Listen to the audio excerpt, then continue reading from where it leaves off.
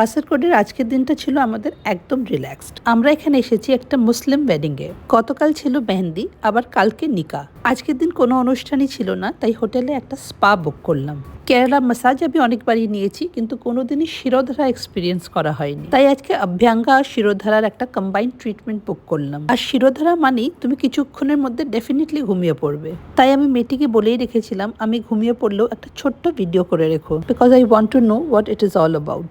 তারপর একটা রিল্যাক্সিং রুমে রেস্ট করলাম উইথ হার্বাল টি। বডিটা এতটাই রিল্যাক্সড হয়ে গেছিল যে চোখ খুলেই রাখতে পারছিলাম না। কিন্তু রুমে ফেরা মাত্রই সুব্রত বলল, তাড়াতাড়ি রেডি হয়ে যাও, আমাদের হোস্টের বাড়িতে যেতে হবে। আর এই যে ভদ্রলোক সুব্রতকে ধরে কাঁদছেন, সে হচ্ছে Shiyab, father of the bride. 20-30 বছর পরেও এত ভালোবাসা, we must have done something right. আমাদের প্রেজেন্স কাউকে এতটা আনন্দ দিতে পারে ভাবলেও অবাক লাগে। শরীর খারাপ নিয়ে এত দূর আসতে পারবো ভাবতে পারিনি, কিন্তু আসতে পেরে সত্যি আমি খুব খুশি।